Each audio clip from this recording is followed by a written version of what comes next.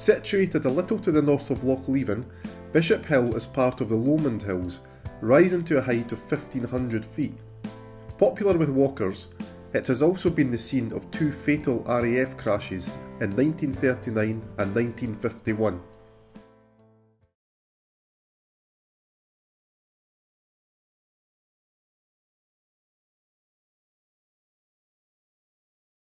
William Dunn, the farm manager at Wester Balgeddy, was busy tending sheep on the slopes of Bishop Hill. It was late Saturday afternoon, and a heavy mist meant visibility was extremely limited towards the upper reaches of the hill. Dunn heard the aircraft before he saw it, and was startled as the Hawker Hind flew by, only narrowly missing him. Moments later came a sickening thud as the plane impacted Bishop Hill, just a few feet short of the summit. Wreckage rained down, and Dunn ascended as quickly as possible, finding the aircraft resting across a gully. Dunn then made his way down the tricky slopes to summon assistance from the nearby Glen Lomond Sanatorium. The staff and patients there already knew what had happened, as the plane had flown low overhead and then a loud crash was heard. Doctors, nurses and other volunteers immediately set out to see what assistance could be given, but upon reaching the wreckage, it was apparent that the pilot officer Ingram Edward Pease, had been killed instantly. Pease was a Yorkshireman from Northallerton. In 1936 he had joined Oxford University's Air Squadron and was subsequently transferred to the RAF Reserve.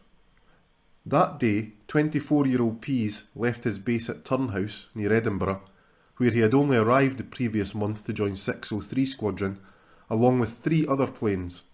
In addition to flying, Pease was a third-year student at Edinburgh's Royal Veterinary School. The 4 planes had been seen flying over Loch Leven shortly before the accident, before disappearing from view, as one eyewitness described.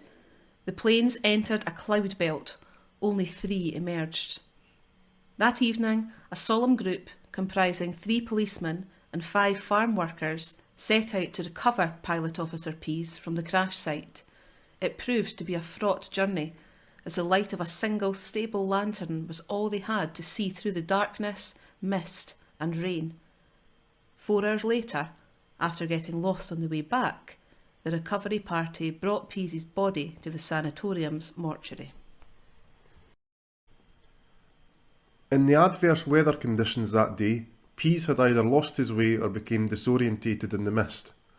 A furrow made by a wingtip showed that he had made a desperate attempt to turn his plane upon seeing the hillside. Pease was laid to rest 4 days after the accident in Newton under Rosebery, North Yorkshire.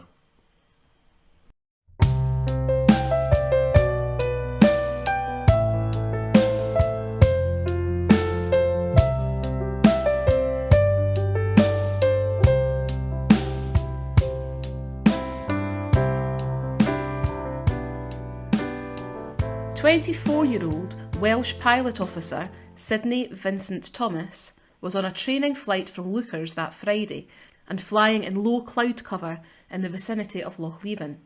Alan Reid, a local station master, was walking near Gateside Station when he heard Thomas's Vampire jet overhead somewhere in the vicinity. Reid described what he saw next, just a few seconds later as he looked in the direction of Bishop Hill. Suddenly, the whole hill lit up in the fog. The Vampire had ploughed into the side of Bishop Hill near a rock formation known as Carlin Maggie, around 700 feet up. As had been the case with the 1939 crash, those at Glen Lomond Sanatorium were among the first to know, the plane's impact with the hill causing windows to shake. 2 doctors and 6 other staff members headed out in a shooting break to render assistance, although 2/3 of the journey would have to be completed on foot.